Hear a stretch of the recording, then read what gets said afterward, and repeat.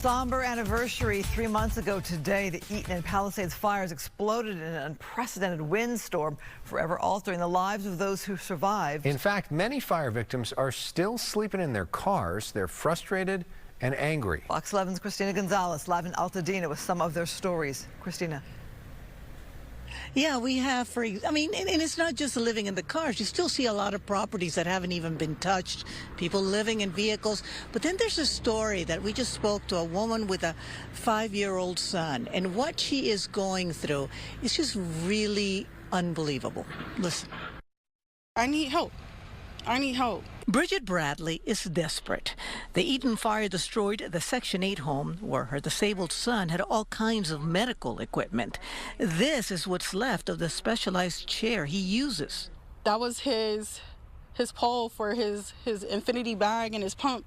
This is also where his supplies were being delivered. But now that she's living in a hotel, she's being told they couldn't deliver to the hotel. They said that it has to be a permanent address. Items like his colostomy bag and replacements for the G-tube he uses to eat.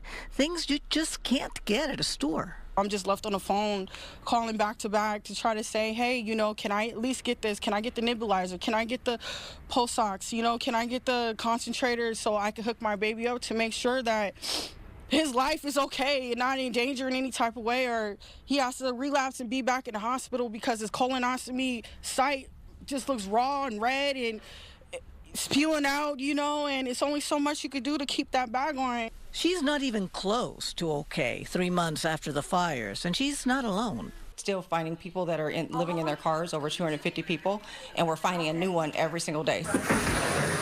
But then there's days like this where we get blessed with over 200 mattresses. Just finding something to sleep on has been a struggle for many, even 3 months after the fires. So this stuff is for you guys, right? What do you got in here?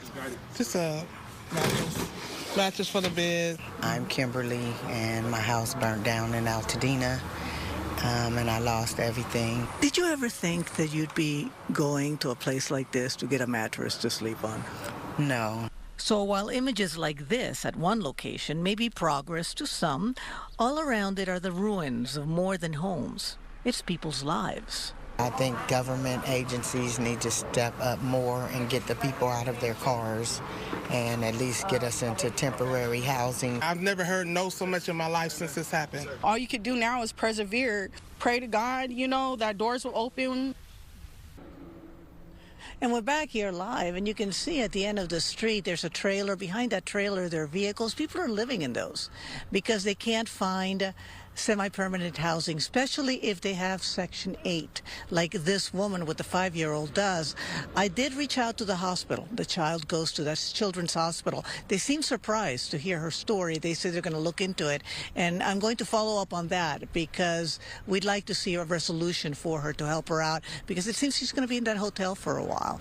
We're also going to put more information about how to help on our website at foxla.com. In Altadena, I'm Christina Gonzalez live. Back to you guys in the studio. Yeah, I think that's going to be the reaction of a lot of viewers that are watching this right now. How can I help? How can we help these people? What's your best advice on that front? I think that the credit has to go to these amazing agencies, these nonprofits like the one with the beds, because they are out there every day helping people. They really are. And, I know that there's a lot of them and people want to know, well, what does this one do? You do your research, you're going to find that many of these people are getting food or getting resources on a daily basis because of those nonprofits, that they've really, really stepped in. So, and again, credit goes to them. Well, it's amazing they can continue to do the work because it is such a long-term effort here. Yeah. All right, years. Christina.